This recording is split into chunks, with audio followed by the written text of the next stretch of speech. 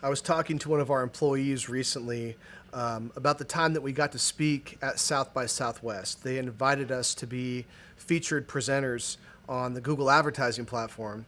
And I had said, well, actually, that almost didn't happen.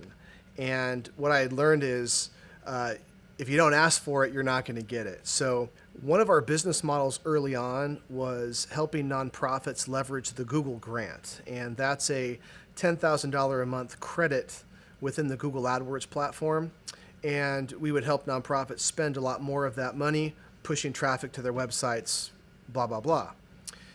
Anyway, we got an email from South by Southwest saying something to the effect of, we've heard about what you guys have been doing, and would you consider submitting a session on your strategies with the Google grant and how you leverage it and things like that?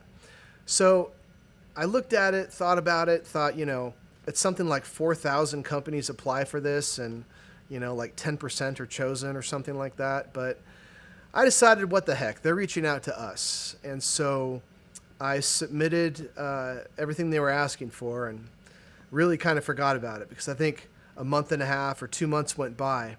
And then just out of the blue, I get an email that says, hey, Dave, we're here at South by Southwest.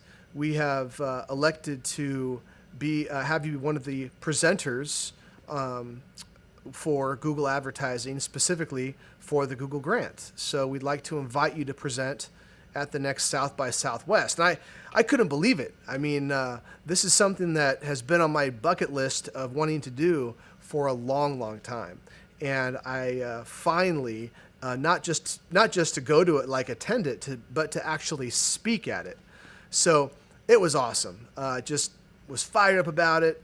Social media. I think even the Business Journal wrote an article about how we were invited to the South by Southwest. Anyway, we planned everything out. Of course, the plane ride. We got the hotel, the whole thing. So we show up. My partner and I, we show up at the airport, and what happened was that airline that will go unnamed, Alaska Air, they overbooked the flight somehow. And when we got there, they said, hey, you and your coworker can't go on the plane. Only one of you can go. And I was just like, this is crazy. Like, just this opportunity in front of us, and we're getting denied, not by Southwest. I mean, there was a 90% chance they'd deny us, but they didn't. It was American Airlines. And so I was just like, it can't end like this. And so I was just trying to think of what to do, and just desperation took hold of me. And so there was probably about 80 or 90 people waiting in that hangar, waiting to board the plane. And so I just stood up and said, excuse me, can I have your attention? Now that I have your attention. You don't have our attention. Money! I'm listening. And I kind of explained that we're about to go to South by Southwest, and it's a great opportunity. And is there anybody that could potentially miss this flight and let me take your ticket? And, I'd pay for, your hotel to stay in Fresno an extra day and all this kind of stuff.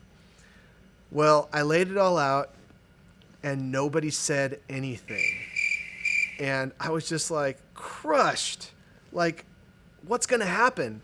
And then about 10 seconds later, I hear a little voice, you could have my ticket. And it was this older lady who she was there on business or something like that. And she said, I kind of enjoy my time here. No problem. I'd be happy to stay here one more day. You could take my ticket. And I just couldn't believe it. I mean, if it weren't for her generosity, I wouldn't have been able to go to South by Southwest, wouldn't have been able to make that presentation and meet a lot of people that we still keep in touch with to this day. And we actually ended up landing one of our biggest clients at South by Southwest. So the key lesson here is, if you don't ask for it, you're not going to get it. And sometimes I didn't want to raise my voice in the airport, but I just felt, man, desperate times call for desperate measures. But I'm very glad that I did.